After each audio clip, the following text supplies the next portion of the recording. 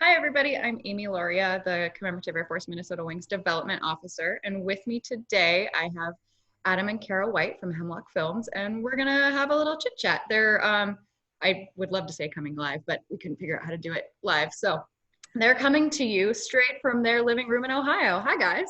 Hello. Hello there. Good to see you. Good to see you too. So you guys did the original, they were all volunteers. If you haven't seen it, you should. Just telling everybody right now, you should get a copy of it.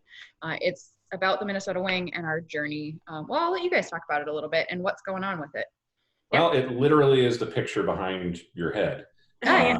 Right there, this one, right here. At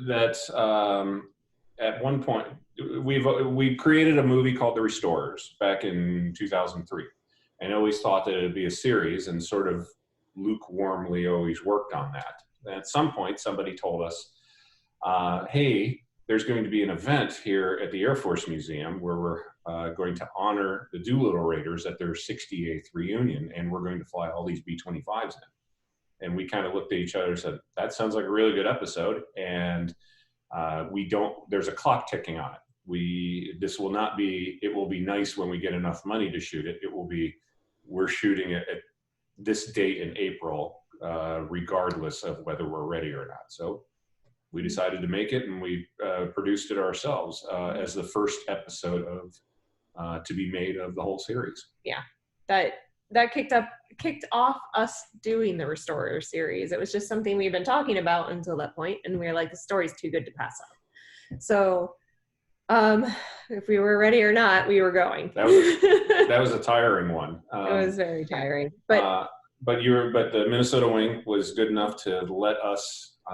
We wanted to highlight one B-25 bomber crew and museum, and the Minnesota Wing was good enough to let us highlight them for this event, and we were off to the races. And I went to Minnesota and filmed with the aircraft there and boarded the aircraft to fly to Ohio, and then Kara led the crew in Ohio at the event as all the other B-25s were flying in from around the country. Yeah, I have to say you guys did a remarkable job with it too. I mean, just illustrating our story, telling about us, but then also tying it in with the Doolittle Raiders and showcasing the incredible things that they did. Like, I get chills every time I watch it. It does. It makes me tear up at the end. That's how we know we've succeeded when we do a program. Is Adam's like, if I make Kara cry, then we're done. We're good. We're good. We're on the right track then. Happens pretty much at the end of everything we make. Where I'm like, okay, it's good. It's like a litmus test. Yeah. You guys have 5 episodes though in the first series, right? Or in the first. Yeah. Yeah. And this is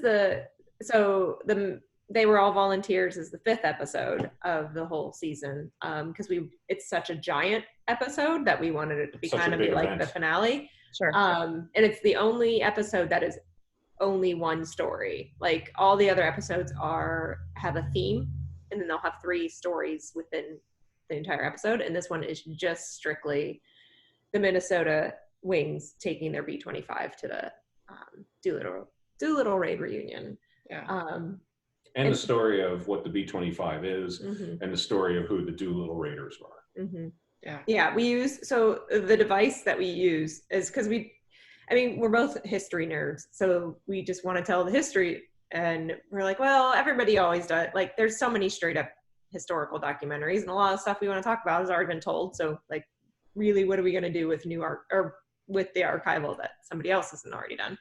So we like using this device where we go and find people who are working to preserve the history themselves, so we can use that person and their story to ultimately tell the story of history. So it's a great way to connect it too. Yeah. To connect it, especially now, to people who may not have a connection to somebody who was in World War II.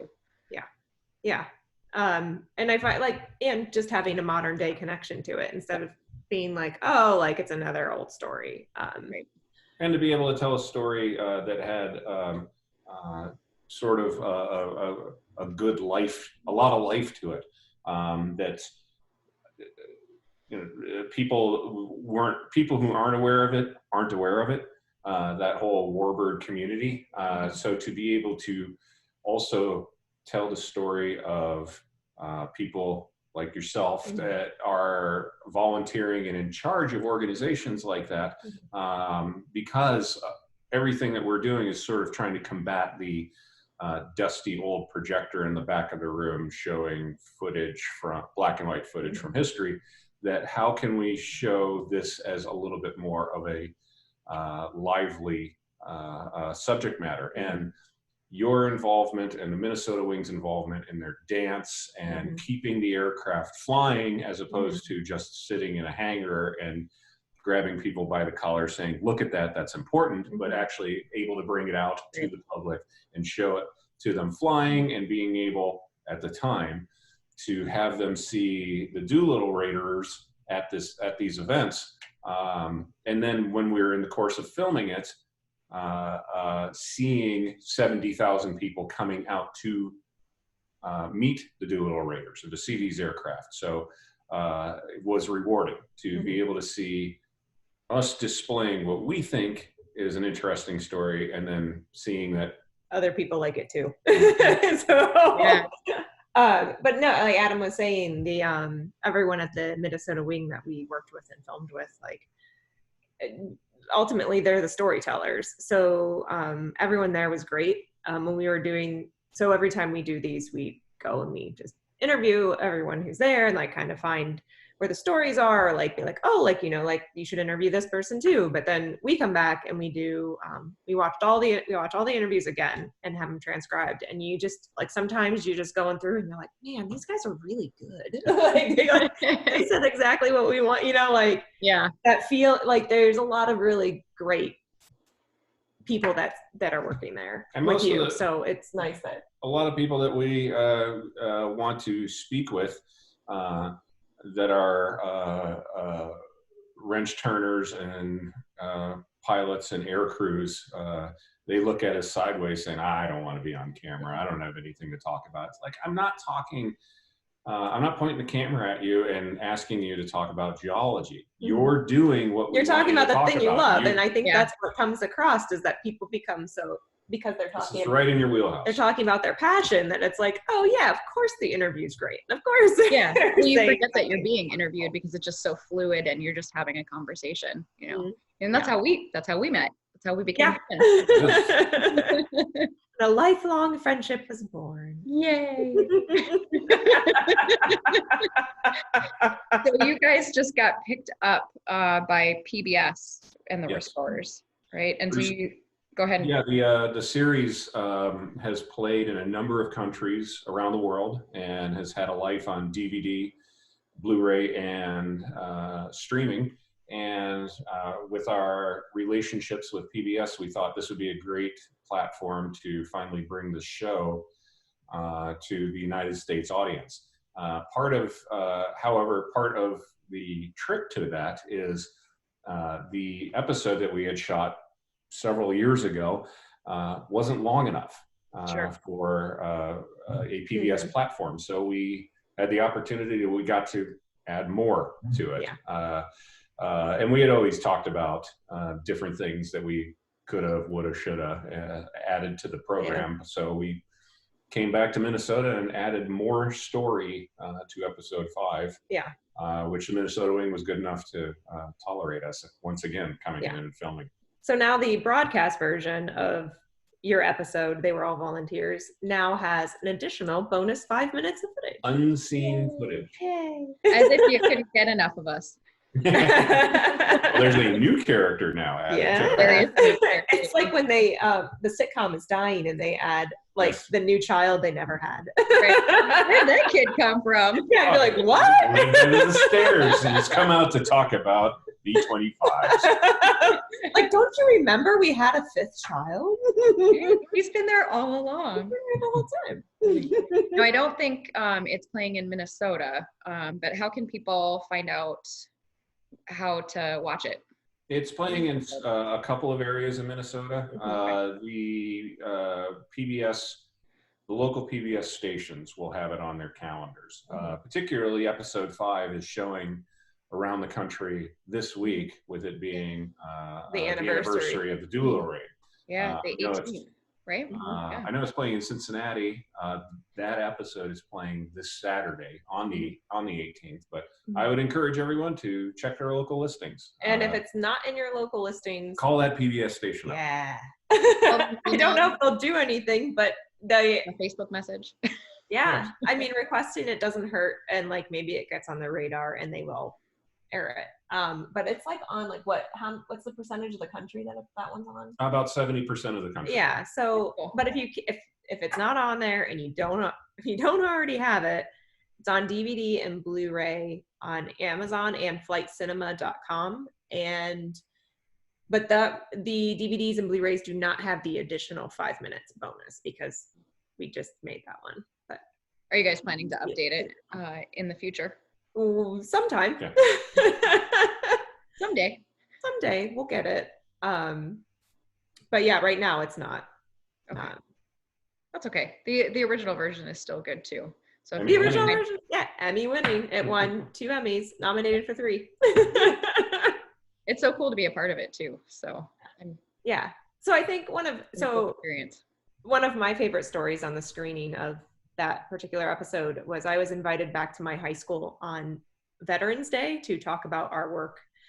And right after I wrote my book about my grandparents during World War II, they wanted me to come talk to the kids. And I was like, why am I talking on Veterans Day? I am not a veteran. Right. And they invite, so my school on Veterans Day invites all family members who are veterans or any local veterans to come and I think they have lunch. I want to say they have lunch for the veterans, and then they have them there for like a presentation. And so part of it was that I was like, okay, like I'll talk about our work in my book, and then we want to show they were all volunteers because it's yes, it's about the Doolittle Raiders in World War II and those veterans, but I mean ultimately it's kind of talking about all veterans and their service. So we screened it for them, and after we were done, like most of our screenings, people come up and talk to us, and we had a lot of the veterans come up and say, thank you for telling this. Like guys who were in Vietnam who were just like, I know it's not about Vietnam, but it's about us. So I think that was one of my favorite screenings. That's not the lone time that has happened where guys from far different wars have come up and thanked us just for even dipping our toe into this pool. And even I've had people that we're connected with who have no interest in the subject matter, but will come up and say, thank you. It reminds me, my grandfather was a B-24 waist gunner. And I haven't thought about him in years. So there's a certain reach that, at least in the tone we strike with storytelling, that people are able to connect with somebody back up the line. I think at first glance, some people may look at the work that we do that, oh, it must be a rah-rah piece about armament and combat, which is not true. But it's more of the stories of working outside of yourself and being committed, and the sacrifice that some of these veterans had made back in the day, and sometimes not so back in the day. It should be noted, the Restorers isn't just about military aviation in World War II, but it's about people who restore aircraft. And that's it. There was a hell of a lot of World War II airplanes, and that's why a lot of our stories center around them. But we also went to Kitty Hawk, where they're flying the Wright gliders. That was a cool episode too. We went to Rhinebeck, New York, where they have a air show every weekend about aviation in between the wars. So interesting. It changes just pretty much. The only thing that we ever mandate in our series is there has to be flying. And that's, I keep sitting here going like, I want to say Volunteers is my favorite episode, but I think they're all my favorite. Every time I watch any of them, I'm like, oh yeah, that one's pretty good. They're very different. They're very different in tone. I was so excited when they came out on Amazon. I rewatched the whole thing again. I always get a little weird when it gets to they were all volunteers though, because I'm like, I don't want to see my face. Don't worry, when we showed it at the Air Force Museum on their giant screen, your face was very, very big. 8 stories tall. I was like, Oh boy. Oh boy. like 1984 in here. At least it was in 4K. Oh good. Oh good. It looked good. You just were very big. Well, And thank Jim you was guys. very big. And Alan was Everyone very big. was very big. Everybody was very big. Because it wasn't Everybody made was for that very big. giant screen. It was made for a television screen. Oh, funny. And you show it on a massive movie screen and you're like, whoa. Yeah. Well, thank Everyone you. loves it though. Every time we show Yeah. it. Thank you guys for doing what you do and for really storytelling and telling the veteran stories and even the airplane stories. Yeah. It's one of our favorite things Appreciate it. Yeah. that we get to do. Yeah, we wouldn't be doing it unless we love it. So Right? Yeah. The work's too hard. It's too hard. It's too hard with so little reward. So Yeah. yeah.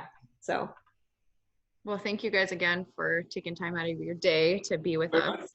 And I'll be sure to put your link in the comments so that people can take a look at your website and take a look at the restorers. So yeah, that's absolutely. great. Yes, thank you. And the bonus part of doing this is we make lots of new friends, including you guys. So We love you guys. we love you. It's always good to have a connection and have something to talk about online, especially right now since Yeah. nobody can see anybody. Yeah. All right. Well, thank you guys again. We will talk to you soon. All right. Thank you. Bye. Thanks, Amy. Bye.